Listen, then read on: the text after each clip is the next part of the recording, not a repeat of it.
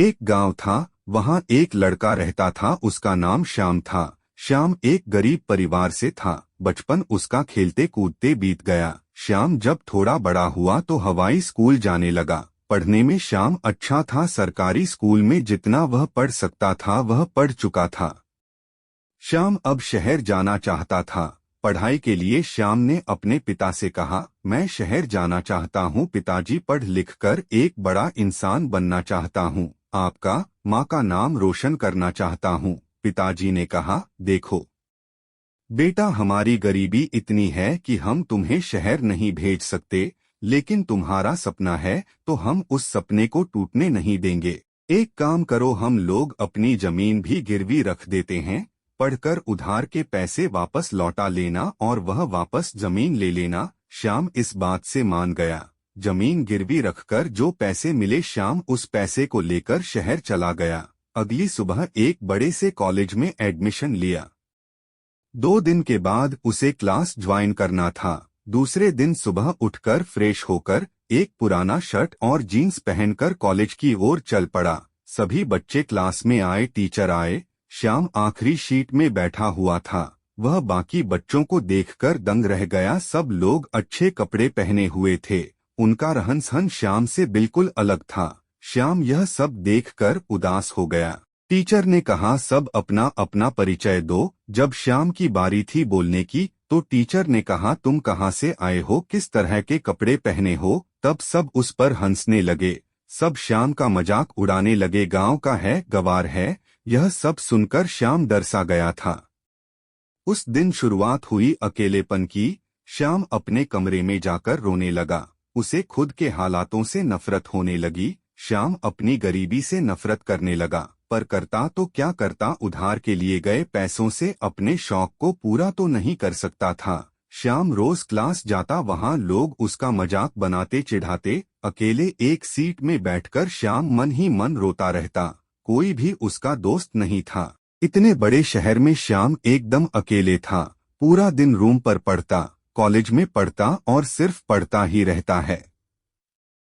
श्याम अकेले हो जाने की वजह से घुट रहा था। माता पिता से रोज बात नहीं कर सकता था। उस समय फोन नहीं हुआ करते थे। कुछ साल के बाद उसी कॉलेज में एक स्टूडेंट को बुलाया गया, जो एक बहुत ही बड़े से कंपनी का सीईओ था। उसकी साल की इनकम 50 करोड़ से ज्यादा थी। उसे एक मोटिवेशनल स्पीच के लिए बुलाया गया था। उसका स्वागत करते हुए टीचर ने कहा, स्वागत करिए हमारे होनहार लड़के का जिसका नाम श्याम है।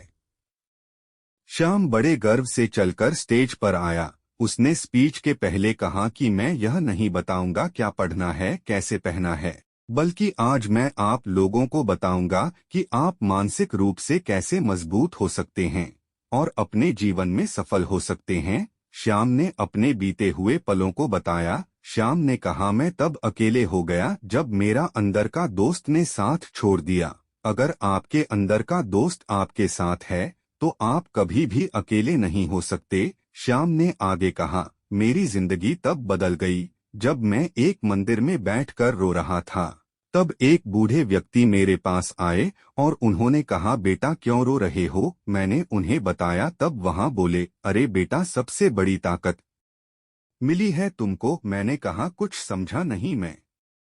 तभी वह बोले, बेटा वह देखो, वहां 5 लोग बैठकर पढ़ रहे हैं। उनको गौर से देखो, पढ़ कम और मस्ती ज्यादा कर रही हैं, पर वही तुम अकेले बैठकर पढ़ रहे हो तो तुम्हारी क्षमता उनसे कई ज्यादा है। तुम्हारा ध्यान उनसे ज्यादा मजबूत है। हर कोई अकेले नहीं रह सकता। यह एक ऐसी शक्ति है जिसका उपयोग करके आप महान व्यक्ति बन सकते हैं। तुम्हें तुम्हारे हालातों ने दिया है अकेलापन, उसका फायदा उठाओ, रो मत। यह एक हथियार है जिसके प्रयोग से तुम अपने सपनों को अपना बना सकते हो। यह कठिन है, मैं मानता हूँ, पर यही है जो तुम्हें भटकने से रोक पाएगा। हम पूरी जिंदगी ना जाने कितनों के साथ रहे हैं और सुकून इसी उम्र में मिल रहा है जब हम अकेले होते हैं। हम खुद को जान पाते हैं, अपनी शक्तियों को पहचान पाते हैं। इसलिए तुम अपने लक्ष्य की ओर मेहनत करते रहो। समय ने तुम्हें अकेला किया है तो वह कल तुमको करोड़ों लोगों के बीच में खड़ा करेगा और वह करोड़ों लोग सिर्फ तुम्हें देखने के लिए वहां खड़े होंगे। श्याम ने कहा, धन्यवाद मुझे और मजबूत बनाने के लिए। श्याम ने कहा, बच्चों आज मैं हजारों लोगों से मिलता हूँ, फिर भी सुकून नहीं मिलता जो अकेलेपन में मिलता था।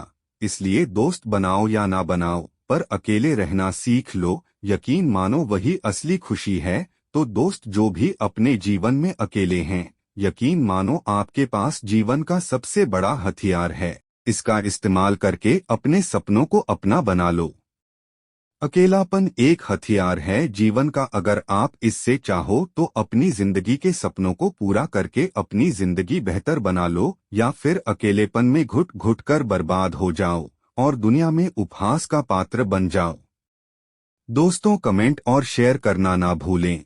आपके कमेंट से हम अपनी रचना को और भी निखार पाएंगे।